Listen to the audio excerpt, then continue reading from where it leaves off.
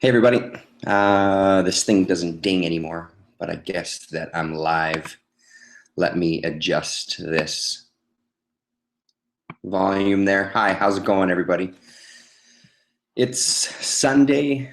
I was just finished eating, and I was watching the roundtable. I only managed to catch a little bit of it live last night, um, but I was watching a little more. It was great to see our friend Ryan C on that broadcast that evening. Um, he's a guy who I talk a lot when I do end up watching live. He's one of the guys that I end up talking quite a bit with.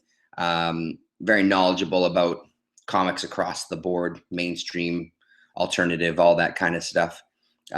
Really interesting guy, and if you haven't read it, he wrote a review about this DC Rebirth. So I was listening to them kind of talk about that. As you know, I'm a big fan of the roundtable anyway. I think Travis is a fantastic host, and I always love watching to hear what all of those guys have to say about comics in general, especially because I don't pick up any new issues or very rarely pick up new stuff anymore.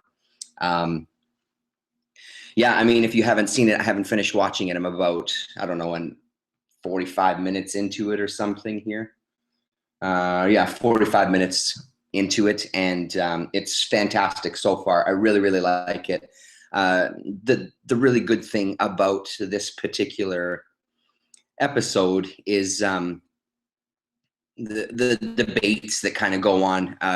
Not that everybody always feels the same way on the shows. I don't mean to say that, but this so far has really been a few varying, very different viewpoints. And I just get a kick out of that. I think they're all really well spoken, and it's great to hear opposite ends of spectrums. And then they just kind of have started talking about DC Rebirth in general, and just what they expect from it, and maybe what the motivations were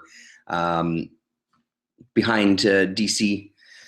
So yeah, the roundtable from last night is well worth watching if you're into that sort of thing. So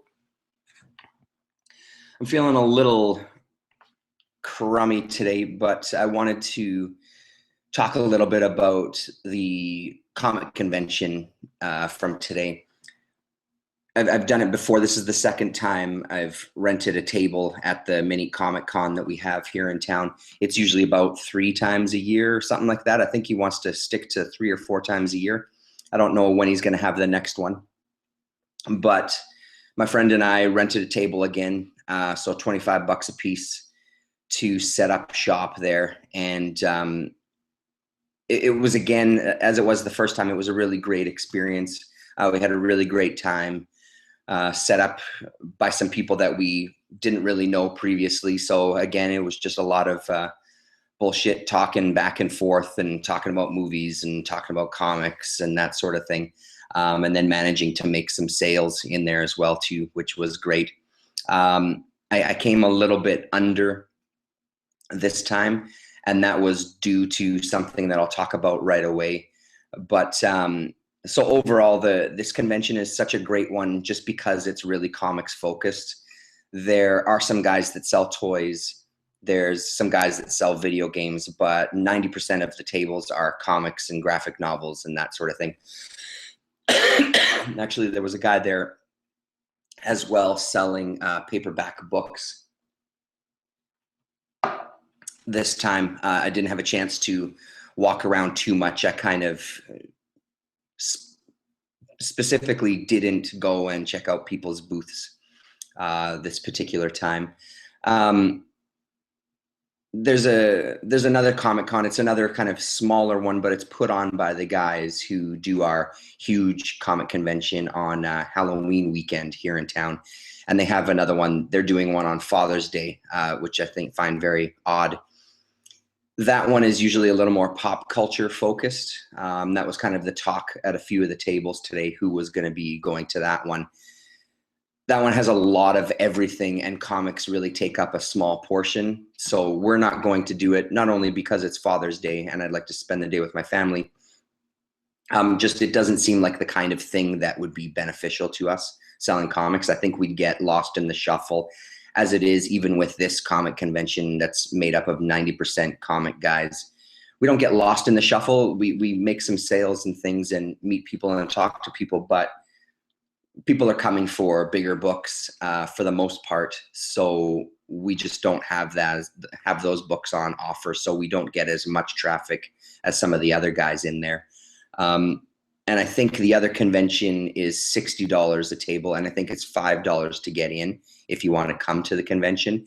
This one, I believe the admission was $3, and kids 12 and under get in for free. Sorry, a message there. Sorry about that. And just the people that are there are really great. I just find it a little more of a appealing show to go to as a seller and as a buyer. So when we got there today, he had us set up in a bigger room. The last time I did the convention, he had us set up in a small room, and he had quite a lot of vendors, and there wasn't much room in between aisles. And a lot of people had mentioned that were coming to buy comics. So this time we had a much bigger room, about the same amount of vendors, but kind of double the aisle space, which was great. You could actually stand and go through people's long boxes and back issues and stuff, and people could pass by you and look at comics across the aisle as well. So that made a huge difference. The other difference in this one was that it seemed to peak really early as far as the crowds went.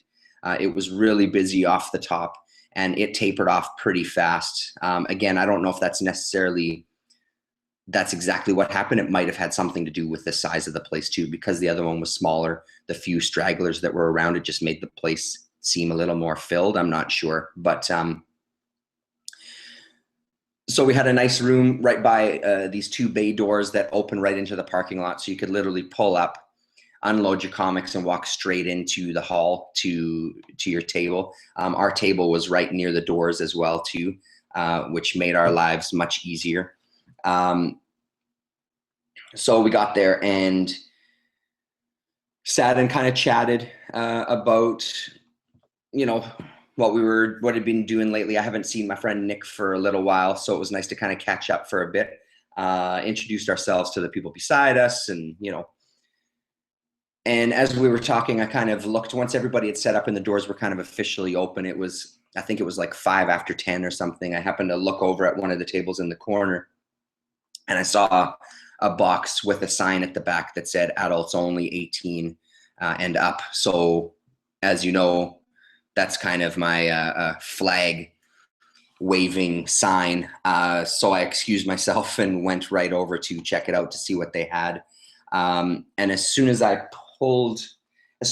started flipping through, I saw copies of this magazine here called Gasm, which is kind of a what they call a ground level magazine.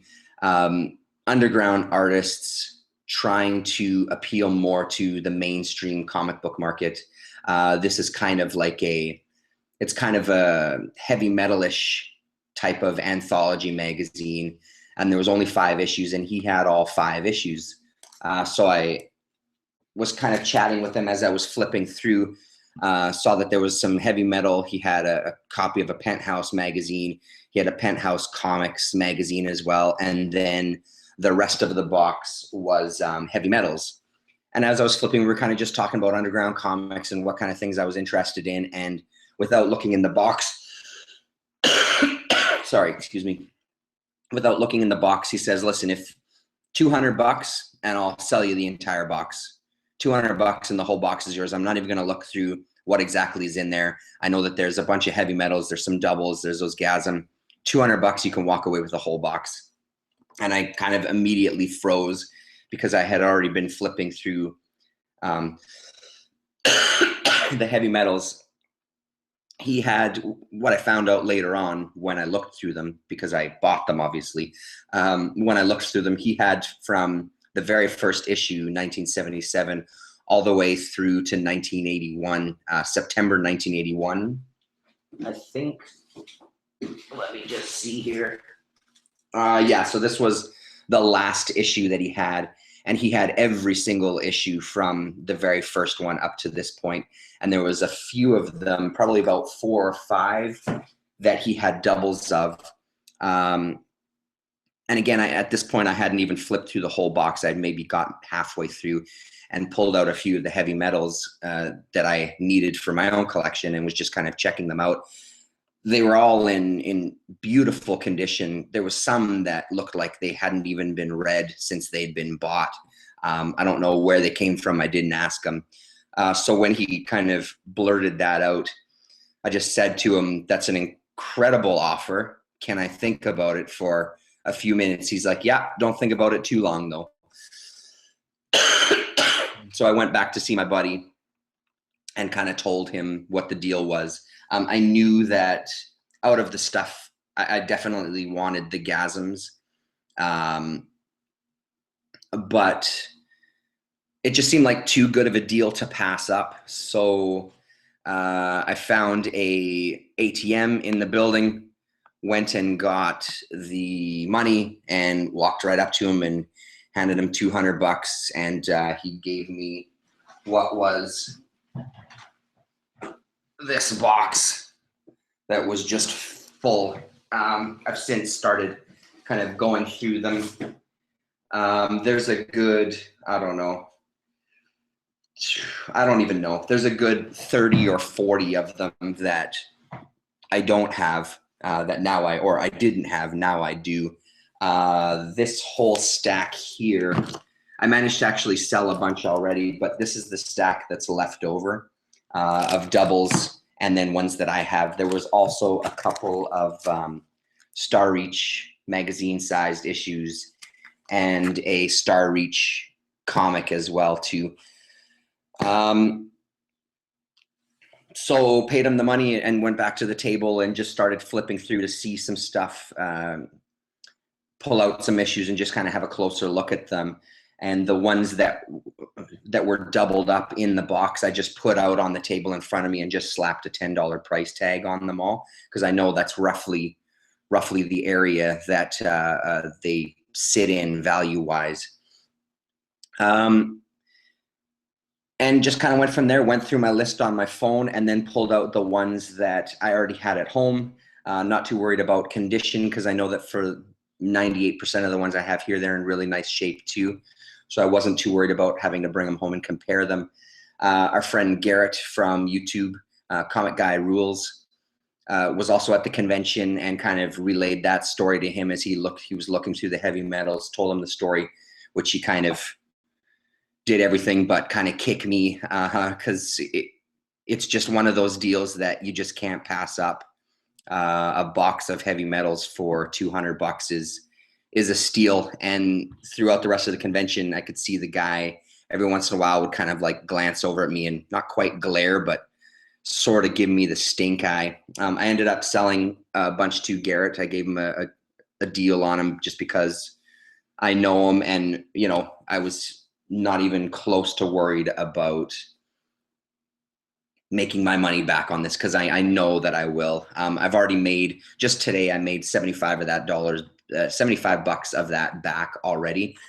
And with what's left over, even if I sell it cheaper, like if I sell it around the $8 range per book, which I think is a fair price, I'll have made my money back for the box, plus made a profit on top of it. So it was an incredible deal. And then out of the deal, I got things like this Gasm. So why don't we I'm not going to show you all the heavy metals by any stretch, but I'd like to show you at least these 5 issues of Gasm. So as I said before, this is number 1. So volume 1, number 1, November 1977 is what it says on there. And here's number 2 from December 1977. I don't know much about this magazine. I thought that it was Canadian, but inside there's an address in New York. So I don't know much of the history about it. I know that I've seen it listed in my Fogel's price guide, and I've heard people talk about it before here and there, but I've never actually come across any of these in any of the conventions I've been at.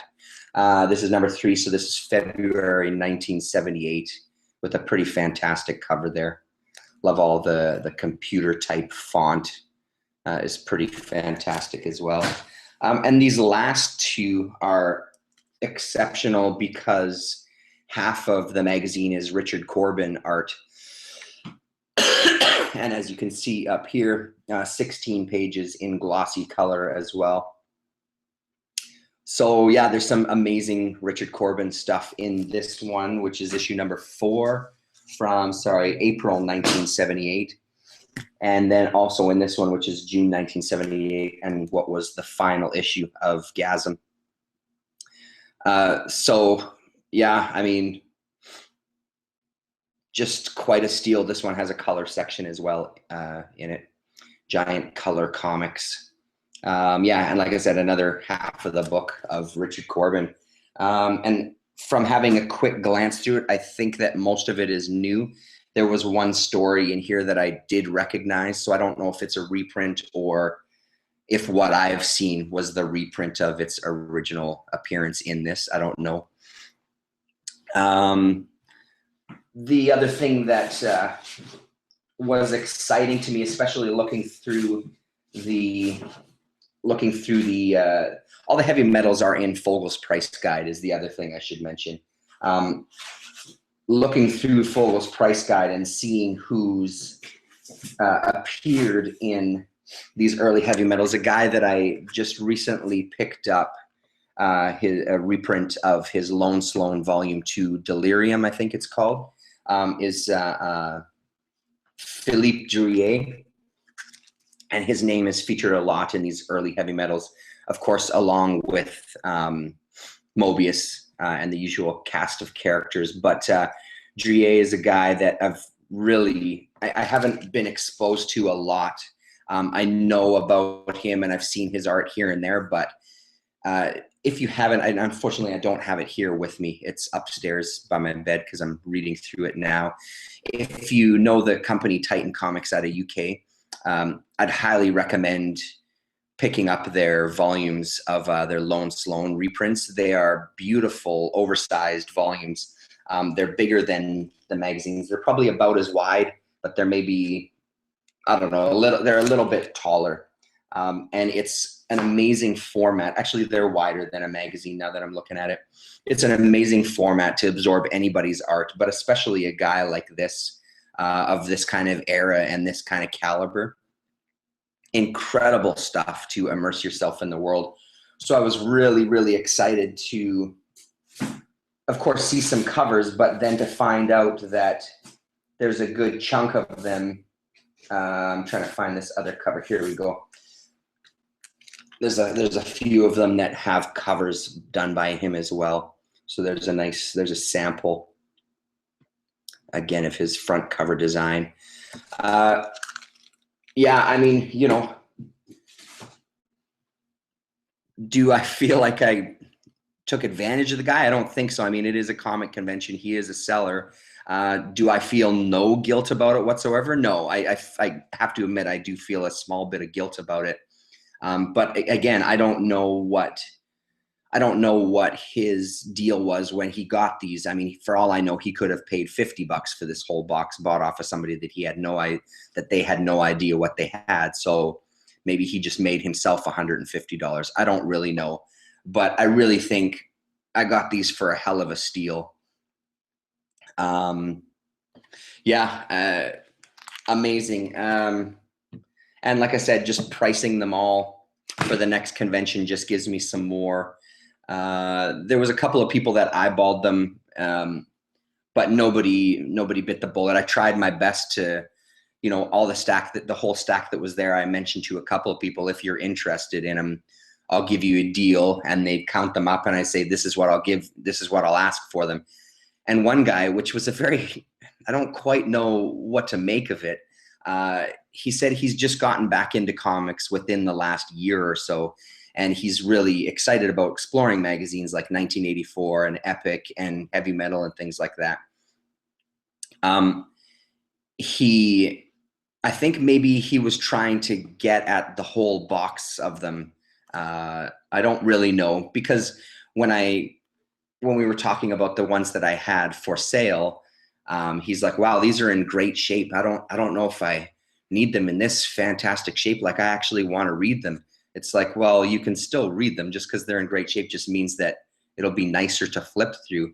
And the deal that I was giving him was a really good deal as well, I thought.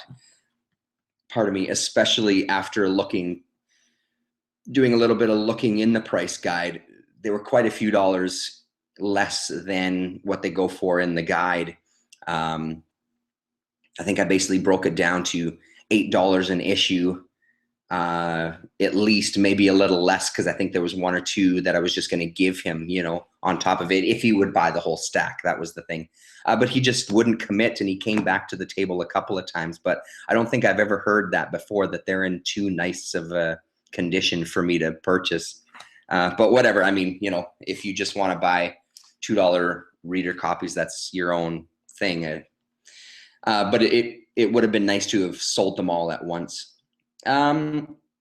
So because that was the first sale that I made, or the first purchase that I made so early in the day, I kind of just stayed at the table, specifically not wanting to walk around, because I didn't want to commit to buying anything else until I made some money. We did make a bunch of sales. My friend did a lot better this time than he did the first time. I did well, but because of this purchase, I came out still short of. I didn't make a profit. I didn't break even with spending the money plus the $25 for the table, which is fine. I'm okay with that, because I'm not out of pocket a ton of money. Right at the end, my buddy was going through. We'd been talking about Darwyn Cooke, which I imagine a lot of people who are big comic book fans have been talking about him recently. And while we were talking about it, he was going near the end. He went through his box of comics, and he had a bunch of comics from the Solo series, the DC Solo series. And one of them that he had was the Darwyn Cooke, which he then pulled out of his box to make sure that's like, why the hell am I selling this? If anything I want to keep, it's this. I think he's still kind of going through the motions of, he brought a lot of stuff, but he hasn't really sat down with his collection and really had a hard look, which he's saying that it's something that we both want to pursue when the next convention comes up. So I think he's still in that transitional of like, do I really want to get rid of this? Yes, I should get rid of it. He hasn't quite made up his mind about some of the things. But when he was looking through his Solo books, he pulled out a copy of this that he had, Brendan McCarthy Solo. And my eyes kind of lit up, and he saw that, and he's like, oh, you know this guy? I said, oh yeah, no, I love Brendan McCarthy. So he handed me this book nicely enough, which is a very fine, upstanding thing to do from a fine young gentleman. So that's pretty exciting. I had a quick flip through it, and it looks spectacular. So that's a nice addition. It went until 5 o'clock. Oh, sorry, I'm looking at comments now. I do see that there's viewers. Hello, everybody watching. The Masked Panther says, interesting. I'm thinking of looking into heavy metal. Always wanted to, just not sure where to begin. Yeah, I mean, I'd say if you're still there, if you're still watching, I'd say just jump in anywhere. I mean, for myself personally, I like the earlier stuff. There was a period, I've got issues that kind of span through the decades, even some of the newer ones. My time period that I really like are those early ones, like 1977, 1978, and 79. But now that I have the full run of 77, I think I have a feeling that that's going to be the era that I really get a lot of enjoyment out of, just because the artists that were associated and working in these books all the time at that time are more to my tastes right now. And of course, the beautiful thing with an anthology book like this is, even if there is one story that doesn't work for you, there's going to be 4 more that probably will. You're not committed to one magazine that just has one story.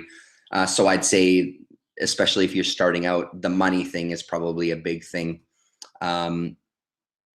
but don't be like that guy and worry about the condition. If you find a good deal, apart from number one can command a fair amount of money. Actually, now that I'm thinking about it, I keep forgetting when I look in these price guides, I keep forgetting that that's US value in those price guides and not Canadian value. So I'd say around the $10 US, $8 to $10 US range for a heavy metal magazine, especially the older ones, I don't think is unreasonable. Obviously, I found them cheaper than that, and I've seen them also more expensive than that, and some of them much more expensive than that, which I think is a little bit of bullshit. But I'd say, you know, anywhere from $5 to $10 is reasonable US. And just pick and choose, just grab a couple and just check them out. It's kind of the same advice I give to anybody. I've had a lot of newer people contacting me because of these alternative and underground comics. And it's a lot of the same kind of questions, like, where do you think I should start? And I think anthologies are just the best place to start regardless. You get exposed to a bunch of different artists and writers.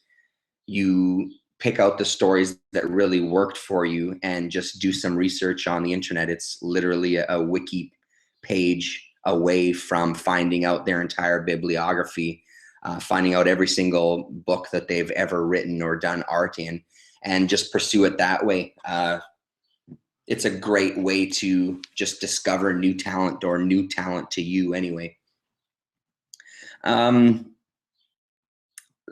So the convention officially ended at 5, but around 4 o'clock, there was rumblings of people, you know, around 4 o'clock is when all the vendors kind of started visiting each other's booths.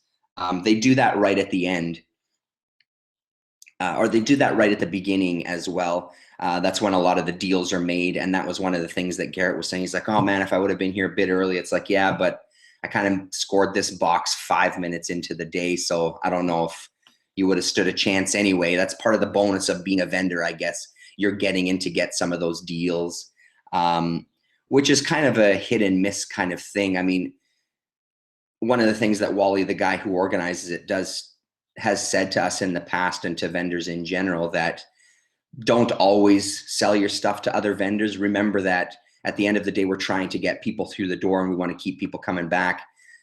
Everybody wants to make money, but keep in mind also that, you know, if you do a show and you've sold all your good shit to the vendors, the people coming through the door, there's nothing left for them. There's no real incentive to come back to you individually if all of a sudden you've sold everything before the doors have even opened. And it's a fair point, but this guy gave me such a small window. Fuck it, I just bought the whole box.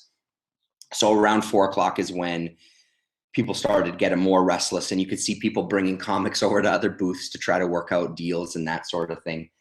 It's a great time. That side of it is really great as well, getting to know these other vendors and just kind of bullshitting with them and looking through their back issue boxes, etc. So around that time, one of the tables next to us, he had long box after long box after long box on 2 tables and underneath the tables. On the tables were Marvel and DC, and underneath, he said, was just whatever. And those, of course, were the ones that I went to. And at that point in the day, he was like, if you want, I'll tell you what, 15 comics for $5. If you can pick out 15, I'll give you $5. So I did, and I managed to pick out 15 fairly easily. They're all in kind of varying degree of condition, but all stuff that I'm really curious to read. Helix from DC Comics is something that Johnny Zero has got me hooked on. And I'm trying to collect all the Helix titles. There wasn't that many out there, and they were all miniseries except for Transmetropolitan, which I think started in Helix and then moved on to its own. And I think that one ran for 60 issues or something like that. But the rest of them are kind of 12-issue series or 6-issue series or 4-issue minis. So in one of the boxes, he had this stored away, this Michael Moorcock's Multiverse from Helix, a 12-issue miniseries that I've seen at a couple of other shops. priced extraordinarily high. So to get all 12 for less than $5, I couldn't pass it up, and they look actually in really great shape. So I'm excited about getting those. I pick up Timothy Truman's Scout, not as often as I should, to be honest. It's a series that I've always heard good things about. I really like Timothy Truman, and I don't have very much. I have a few issues of this War Shaman. I really need to just jump on it and get them all, because it's one that I'd really like to read. So a kind of ratty issue of this, but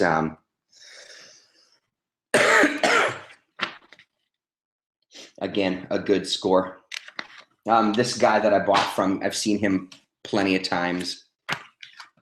He's usually set up at the flea market by my place here. And I've gotten some great stuff from him in the past as well. Tim Morant. Hello, Tim Morant. How's it going? Mass Panther says, I'll make sure to look into it. Thank you for your response.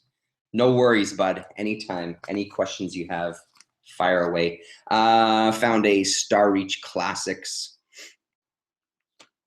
Well, from Eclipse, I actually didn't notice that before, that it was an Eclipse release. So this will be, I think these are kind of like a best of Star Reach. I don't know how many issues there were of this particular series, but so look inside there. I mean, I'm almost complete. My run of Star Reach is almost complete as it is, but I don't mind getting more. He had a bunch of Starstruck as well too, which I've got pretty much all of, but it's one of those series that I love the art in it so much. I kind of wish I would have bought them anyway, just to kind of have to give away to people as gifts. And then I found a couple of issues of Yummy Fur. This is actually issue number 15. So Chester Brown's Yummy Fur. I've got a number of these. I have the first one I brought with me when I saw him give a talk, and he signed it for me, or did a little drawing in it for me, which was great. And as I put these up on the table, he's like, "Oh man, you should have been here earlier in the day. I had a whole bunch of those, and a guy cleaned me out." But such is life. I'm sure I'll find them again. And then Yummy Fur number 20, and it looks like Seth is in this issue as well too, so that's kind of great. And then to kind of add to my PC and First Comics runs of Elric, I found these four. And when I was looking at them, there was one cover that I sort of recognized. I might have picked up a double, but for the price, what the hell? Who cares? So I think this might be the first series, and this is issue number 5 there from PC. And then this is, I think, the first series as well. This is issue number 2. This is the one that looks vaguely familiar to me, this cover, so I might have it. The Sailor on the Seas of Fate, issue number 3 of that run from First Comics. And finally, from the Bane of the Black Sword, which I don't think I have any. This is issue number 2 of a 6-issue miniseries. Not that I'm wild about Elric or even Michael Moorcock for that matter. The little exposure that I've had to him, I'm not an uber fan, but Elric is just one of those. P. Craig Russell did a lot of art, especially in these two here, and I do really enjoy his artwork. So it's a series that I've just heard positive things about that I'd like to just give a good chance to. And so far, all the issues that I've found them for pretty cheap. Yeah, I mean, that's about it. I could show you a few heavy metal covers, I suppose, but I mean, those Druyer ones were the ones that excited me the most. It's just great to kind of see the issues. I mean, all these covers are so classic. This one especially, I mean, you see a lot of these, or I've seen a lot of these throughout my comic reading life, in either magazine ads or you see them online or that sort of thing, or when I have come across some heavy metals in town, the ones that are usually overpriced that I end up flipping through and not buying, you see these covers, and it's just great to see them in such, like I said, such beautiful shape. Barely a crease in them. So here we go. There's a list on the back here. Robert E. Howard, Richard Corbin, Vaughn Bodie, Mobius, Ed David, Mikado, and Dryer. And then there's a Dryer back cover as well. But you can see, I mean, the shit is sharp, man. They're in phenomenal condition. There's nothing wrong with those suckers whatsoever. Just give you a little taste of the interiors as well. Some classic Mobius right there. You can't go wrong. It's just beautiful stuff.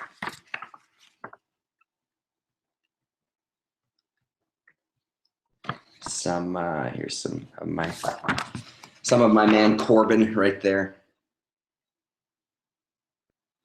So yeah, I mean that's kind of a, not a once in a lifetime deal, but it's a very rare occurrence. That's for damn sure. Here's a great one with a Mobius Arzak cover there. It's fantastic. And after I bought the box, the guy that was kind of set up with him, I'm not sure if it was just a friend of his hanging out, but he came over and said like, oh, so was that a really good deal? And I could tell right away as soon as I brought the box back after I'd paid him that maybe he was having a moment of regret, that he didn't ask for a little more money. But yeah, I mean, too little, too late, my friend. So there's another one. This is August 1977 with a Wrightson cover there. That one you've seen. There's another one there with almost a Rand Xerox looking face on that guy there. This is October 1977. Tony, hello Tony, how's it going, man? Why Not Art is here watching. I was just saying, Tony, I did a little convention. I sold at a little convention today, and I made the score of a lifetime, a magazine box filled with mostly old heavy metal books from the very first issue all the way to September 1981, and scored it for $200, and it had some other stuff in there as well, but a real good score because they're beautiful. And I managed to sell a bunch of the doubles already at the convention, and I'm sure I'll be able to sell the rest of them at the next convention and actually make a bit of a profit off this book. So basically all these suckers were free. By when it's all said and done, they'll be free. Yes, I love the heavy metal books as well too. I'm so glad to have these. The Lizard cover was epic. This one here. Yeah, it's pretty fantastic stuff. It's 1977 Proctor. The name doesn't sound familiar to me. This was another double that I have, but the one that I have is beat all to hell. So it's great to have a nice replacement. Like I think the one that I have is so in such poor shape the cover might be coming off. It's the Comic Crypt of Kessel Hills. How's it going, man? Nice to see you as well. Boils and ghouls. What the hell? Since there's people that have shown up, why don't we just keep going through these? Feel free to chat with each other or talk or whatever you like. That's a pretty fantastic cover as well, too. Yeah, I mean, it's just such an influential magazine. Did anybody out there pick up the first of the new series, the Grant Morrison edited? Oh, there he is himself. Comic Guy Rules. Garrett, how's it going, bud? It was nice to see you at the comic convention today. It was good to get to chat for a little while. Those horror magazines that you picked up are amazing, Garrett. Those photos that you were showing looked incredible. What was it? Tales of Horror? Yes, Tony, I have been on a wild ride with my hauls. It's true. I swear I'm not going out looking to purchase these things. When this falls into your lap, as it has, it was just hard to say no, but for real, it's a bit of a break for me now for a while. Not only I've started work, so that's going to take up most of the time. But I just need to actually read through my growing stack of comics and magazines. Usually I'm pretty good with keeping up, but the stack of books that I have to read now are getting enormous. There's another cool cover there. But I mean, it's hard to pass up these deals like that guy in Quebec. Just a great guy to deal with. And again, buying the amount of books that I've bought from him, him giving me a deal on that as well, it's hard to say no. And it just really, it feels almost like that's an amazing, amazing cover. With all these things just falling into my lap, it's hard to pass them by. And it's kind of not really rejuvenated, because it's not like I stopped being excited about comics and magazines and stuff, but the recent kind of exposure again to the underground comics has really just, I've had a resurgence of just love for comics again, to a degree different than it is when I kind of read superhero comics or the big two comics. That at the end of the convention, when I was looking through those boxes, they're like, yeah, all those boxes, they're really random. There's no order to them whatsoever. And to me, there's no better words for me to hear. Part of it is just kind of this discovery of some of these things that are out there is part of the fun for me. So I think it's kind of the way that it is with the underground comics, because I have kind of limited exposure to some of them. I'm getting some in that I just don't know about. I don't know about the artists. I don't know about some of the writers. So it's kind of reading things for the first time again and discovering things for the first time. Garrett is saying that the magazines that he got were called Tales of Voodoo, Horror Tales, and Psycho. If anybody's on Twitter, you can see the photo that he's posted about them, and they look incredible. That's another fantastic cover there too. Look at that. What does it say on there? There's no credit on there, but that's a piece of sculpture, or it looks like fabric or a toy sort of thing. It's pretty crazy. And that is January 1971.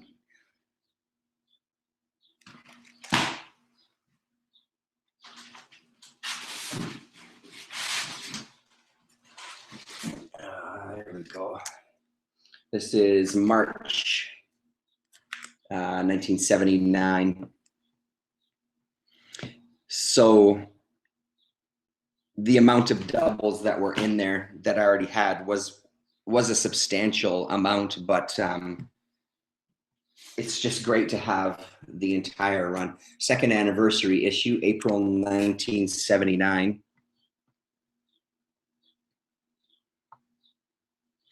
It's just such great stuff. I mean, it's just so iconic. I'm sure I've told the story before about being in junior high and somebody bringing, I'm assuming, their dad's copy of a heavy metal magazine to school. And I remember vividly sitting in the band room just before or just after band practice and flipping through this magazine and seeing these naked women. And I'm sure that some of the early images that I remember are Mobius related as well too. And just that discovery of like, holy shit, this is the kind of thing that's out there. And it's kind of twofold, the world of comics, because I was reading comics at the time. I love this cover as well. but also that kind of peek into what is the adult world, and especially when you're a kid. I don't know, maybe it's not for everybody, but I know for me, when I was a kid, this whole kind of allure of adults and what adults get to do after you've gone to bed. And there's movies specifically for adults, and there's magazines specifically for adults. And there's that lure of all that whole world out there that just got heightened by getting a glimpse at some heavy metal magazines that warped so many of our minds, or led us down a path anyway. And this one is September 1979. Yeah, Tony says, yeah, exactly the same thing that I think too sometimes, that he knows what you mean when it comes to excitement of underground comics, especially the comics from companies that are no longer with us. And that's a really good point too, like just stuff that they just came and went, right? It's great to give them a second life when you find them in the bins.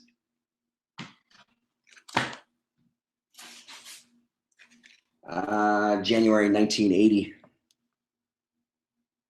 There was doubles of this one because that cover really jumped out at me as well.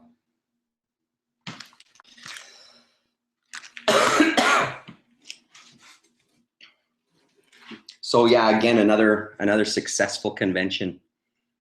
Saw some of the same faces as the previous time. Exchanged some contact information with a couple of guys. Didn't sell as many graphic novels this time. Come to think of it, I don't think I sold one, but I did sell some back issues of my comics, which was great, because I'd like to whittle those boxes down, because I would love to have those boxes.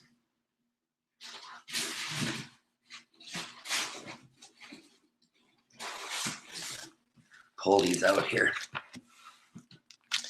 Yeah, the Penthouse comics and Hustler mags. Yeah, for sure. The Penthouse comics, I've seen some of. I think I have some digitally, and I don't know if I mentioned it. This was in the lot as well too. This Penthouse Max, the first issue. I had a quick look through it. It's pretty pornographic to say the least. But this was the only thing like that in this pile. I haven't decided if this is something that I want to keep or not. I'm going to have a better look through it later in private. And there was also just randomly thrown in, you had an issue of Penthouse magazine as well too. No black dots, uncensored on top of a maple leaf from March of 1999. Don Fletcher, holy crap. Don Fletcher is here, and 64-page special. Holy smokes. I haven't seen you for a while, Don. I haven't seen you commenting too much. On the shelves now is Grant Morrison, guest editor of Heavy Metal. That's true. I picked that one up. I just read the first story because it has Benjamin Marra in it, and I love Marra's artwork. I haven't made it all the way through the magazine yet. 64-page special says, unfortunately, my introduction to heavy metal was the movie Heavy Metal 2000. Thanks, Blockbuster. Yeah. I'm sure that most of you guys, if not all of you, have seen the Heavy Metal animated movie at this point. I've got a Blu-ray edition that, if you haven't seen it, it's highly recommended. And then Costin Bromstar on one of his videos was recommending, what the hell was it? Was it a Heavy Metal TV series? I have it written down somewhere, but I'm blanking on the name that he just really raved about on one of his videos. April 1980, with another really great cover there too. I've never seen this one before.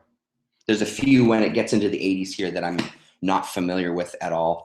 You don't normally see them. It looks like a Geiger cover kind of. May 1980, with an alien Marilyn Monroe.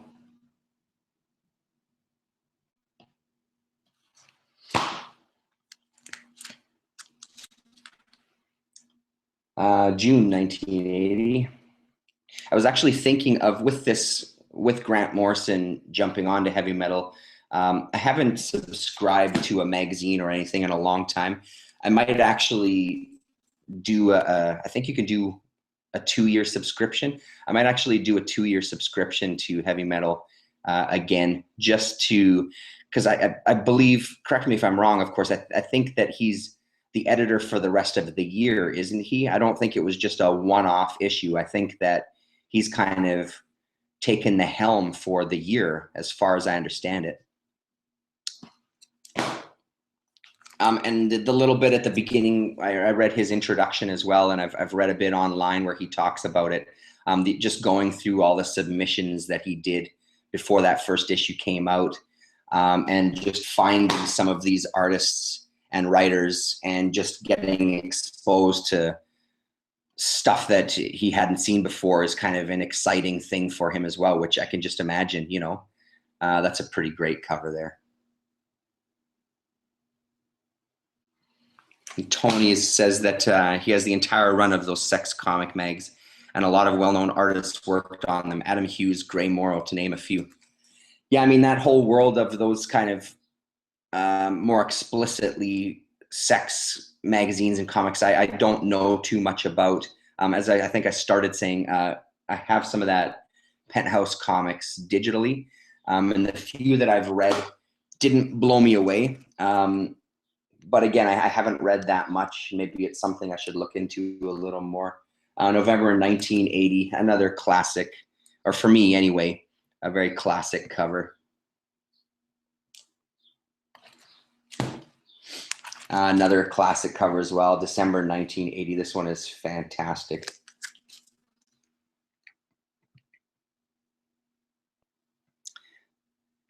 Don is saying he would subscribe to Morrison for a whole year. Yeah, I'm really considering it. The deal, it's a pretty good deal, first of all. And it's not like that I can't find Heavy Metal. There's quite a few places in town here that sell the new issues, but I'd get it just to get the kind of discount on the books. I think after shipping, it's still even a discount for us here in Canada, surprisingly enough.